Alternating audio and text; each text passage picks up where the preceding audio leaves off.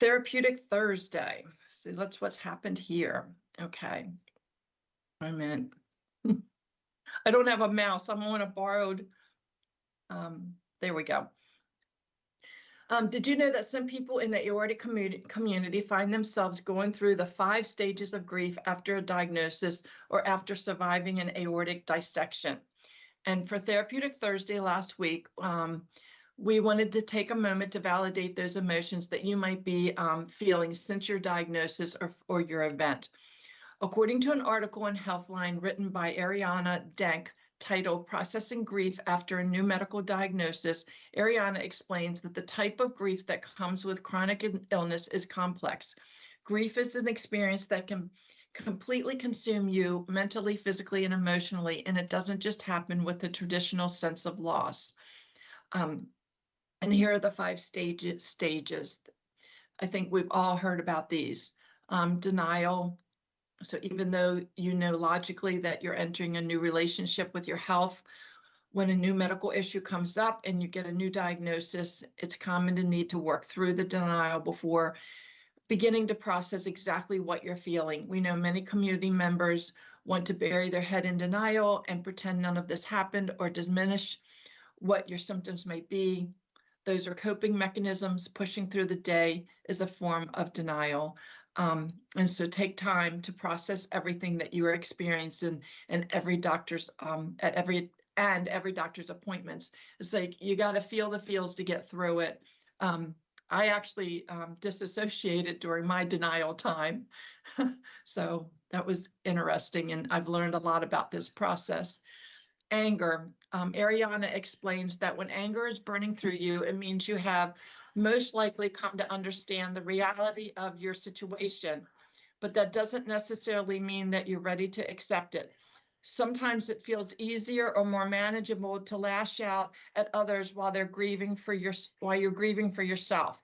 In those moments when you're angry with the doctor for not diagnosing you or sooner, that the ER is sending you home without a proper diagnosis, maybe with yourself for not taking better care of yourself, or just the person who got in line before you at the grocery store. Wherever the anger comes from, try to enlist mindfulness techniques or grounding yourself. Anger is part of the stages of grief, and you need to learn healthy ways to cope with this emotion. And mindfulness is one of the best ways that I have found. And we try to share some mindfulness techniques during the week. Depression. The article mentions that depression can make chronic pain worse with head, body, and stomach aches. How do you know when your symptoms are from depression or from a different medical issue? First, let's note that no matter where your symptoms stem from, whether it's physical, emotional, mental, or behavioral health, they're valid. All of us at Aortic Hope understand the emotions you're feeling as we go through them as well. Support groups can come in handy during the stages of grief, and we have those for you. You can find further information in our support groups. It's very important to note that depression is something you should not take lightly and may need therapists or psychiatrists to properly diagnose and treat. If you find yourself in a crisis, seek proper resources or call 988, and that is a new number. So I'm glad that that's been included in here. And depression can present itself in so many different ways, and sometimes can be hard to recognize. Bargaining and negotiating. This could also be the called what if stage. During this stage, sorry, my mom's phone's ringing. During this stage, we tend to ask if we trust the process of diagnosis, have not been diagnosed sooner, or I'm sorry, people are coming in, the phone's ringing.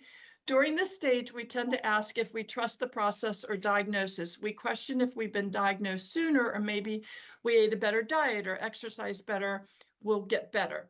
The article mentions that though this isn't the same as denial, in which you're trying to shut out reality, the stage might feel similar because you're thinking of all the ways that the situation could have gone differently. Even though you can't actually change the past or predict the future, negotiating with your health can be a way to process this new reality. What ifs only seem to create larger issues like anxiety and more anger. Don't fall down the slippery slope. Learn more towards it. Lean into it is what it's saying. I'm sorry, I'm just making up the stuff now. So, but yeah, I don't feel like I stayed in the bargaining and negotiation very long. Acceptance. This is the stage you are working towards: accepting the diagnosis, monitoring, and treatment plans. This doesn't mean you have to like it. In fact, according to Ariana, it's important to note, though, that acceptance doesn't mean you have to be happy or pleased with everything that's happening in your body and your health. Acceptance does not have to mean contentedness. You might feel angry and depressed and overwhelmed in your situation, but that's okay. You just acknowledge it. Going through grieving over your job, your physical abilities, on top of a diagnosis is normal and important towards overall healing. Change the narrative in your mind that you're evolving into becoming a new self, a person who lives with their best life despite any limitations or changes. These thoughts alone may cause grief to come visit again, and that's okay. If you feel stuck, reach out to family and friends or support groups. Talking with your therapist or your physician will also be very important. And if you are active in any of our social media platforms, you will see that we address this so often. It's often a topic in our community. It's the purpose of all of our support groups. There isn't another group out there like us, and it's a different kind of survival.